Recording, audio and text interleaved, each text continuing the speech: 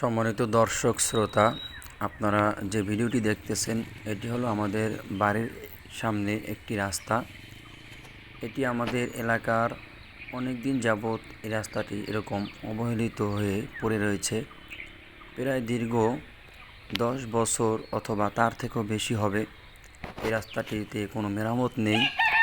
তো গত দুদিন আগে এলাকাবাসী সবাই মিলে এখানে একটি মানববন্ধন করেছিল রাস্তাটি সংস্কার করার জন্য।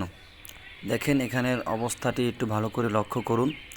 এখানের অবস্থা দেখুন একটু ভালো করে। এখানে কিন্তু খাদগুলো দেখুন পানিতে একদম ভরে যায়। এখন হয়তো পানি একটু কমে গিয়েছে। যখন বৃষ্টি হবে, বৃষ্টি হওয়ার সাথে সাথে এখানে সবগুলো পানিতে একদম ডুবে যায়।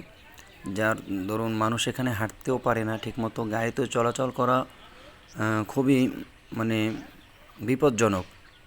এখান থেকে অনেক ট্রাক চলাচল করে। যে বালুর যে ট্রাকগুলো রয়েছে, সে বালুর ট্রাকগুলো এখান থেকে চলাচল করার কারণে এখানের জায়গাগুলো অবস্থা খুবই খারাপ হয়ে যায়। দেখেন ট্রাক যাওয়াতে এই রাস্তাগুলো বেশি খাদ হয়ে গিয়েছে, পানিগুলো জমে থাকে এবং যখন বর্ষা শুরু হয়ে যায় তখন আরও বেশি পানি হয়ে যায়, যার কারণে মানুষ এখান থেকে হাঁটাচলা করতে পারে না। কিছুদিন আগে এখান থেকে একটি গাড়ি অ্যাক্সিডেন্ট হয়ে এখান থেকে পড়ে যায়। একটি মহিলা পড়ে গিয়েছিল, অনেক ব্যথা পেয়েছিল এবং খুবই মারাত্মকভাবে অ্যাক্সিডেন্ট হয়েছে। তাই ভিডিওটি শেয়ার